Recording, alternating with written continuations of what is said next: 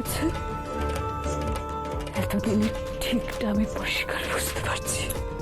ওকে, মানে এই অনুরাগের ছোঁয়া আজকের পর্ব ধারাবাহিকের শুরুতে দেখানো হয় বাড়ির সবাই উর্মিকে নিয়ে হাসপাতালে গিয়েছে। দীপা তখন ঠাকুরের কাছে প্রার্থনা করছিল।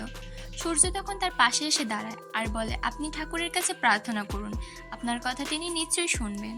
তখন সেখানে ডক্টর চলে আসে আর বলে, রোগীর প্রচুর রক্তক্ষরণ হয়েছে, তাই রক্তের প্রয়োজন। তখন দীপা বলে, আমার আর ওর ব্লাড গ্রুপ এক, আমি ওকে রক্ত দেব। তারপর ডক্টর দীপাকে সেখান থেকে হাসপাতাল রুমে নিয়ে যায় উর্মিকে রক্ত দিতে।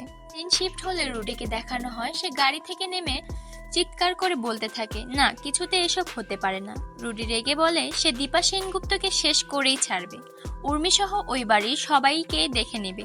কিন্তু কুন্তলা রুডিকে বোঝানোর চেষ্টা করে, তুমি ছদ্মবেশ নিলেও ওরা চিনে ফেলবে, তোমার ওখানে যাওয়াটা বিপজ্জনক হবে, আমি মা হয়ে কি করে তোমার ক্ষতি সহ্য করব। কিন্তু রুডি কিছু শোনে না, সে সেখান থেকে চলে যায়। ওদিকে দীপা উর্মিকে রক্ত দিয়ে দুর্বল হয়ে পড়ে। ডক্টর এসে বাড়ির সবাইকে জানায়। তখন সূর্য সোনাকে জিজ্ঞেস করে, তুই না বলেছিলি দীপা সেই যে আমাদের সবকিছু শেষ করে দিয়েছে? তখন সোনা কাঁদতে কাঁদতে বলে, আমি ভুল বলেছিলাম তোমাকে বাবা, রূপাই তোমাকে ঠিক বলেছে, দীপা তোমার স্ত্রী। তখনই সেখানে রুডি ওয়ার্ড বয়ের ছদ্মবেশে হসপিটালে প্রবেশ করে। তারপর উর্মির কেবিনে চলে আসে। অচেতন হওয়া উর্মির পাশে কিছুটা ঝুঁকে বলে, তোমাকে তো কিছুতেই বাঁচতে দেওয়া যাবে না, কারণ তুমি বেঁচে থাকলে আমাদের বিরুদ্ধে সাক্ষী দিবে। ঠিক তখনই দীপার জ্ঞান ফেরে। সে রুডিকে দেখে বলে, ওটা কে? ঠিক চিনতে পারছি না, চেহারাটা খুব চেনা চেনা লাগছে। দীপা তখন খুব কষ্ট করে বেড থেকে উঠে হাতে একটা সার্জিক্যাল ছুরি নেয়, সেটা দিয়ে রুডির আঘাত করে, কিন্তু রুডি অজ্ঞান হওয়া ওষুধ দেয় দীপার উপর। তারপর রুডি উর্মিকে নিয়ে সেখান থেকে পালিয়ে যায়। দৃশ্য পরিবর্তন হলে লাবণ্য হঠাৎ করে বলে, রক্ত কোথা থেকে আসলো? তখনই সবাই তাকায় যে একটা রক্তাক্ত পায়ের ছাপ উর্মিদের কেবিন থেকে বেরিয়ে বাইরে চলে গেছে। বাড়ির সবাই কেবিনে ঢোকে আর দেখতে পায় উর্মি সেখানে নেই, আর দীপা অজ্ঞান হয়ে মেঝেতে পড়ে আছে। তখনই সোনা খেয়াল করে মেঝেতেও রক্ত লেগে আছে।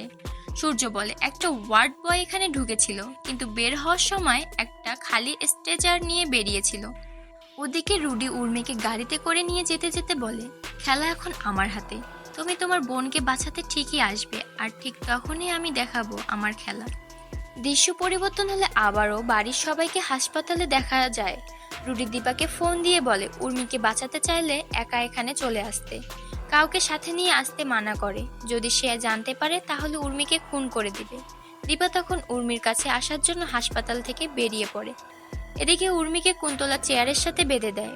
উর্মি তখন হাসতে হাসতে বলে, আমার তো এরকম অবস্থা হওয়ারই ছিল, যেমন কর্ম তেমন ফল, আজকের পর্ব এখানেই শেষ।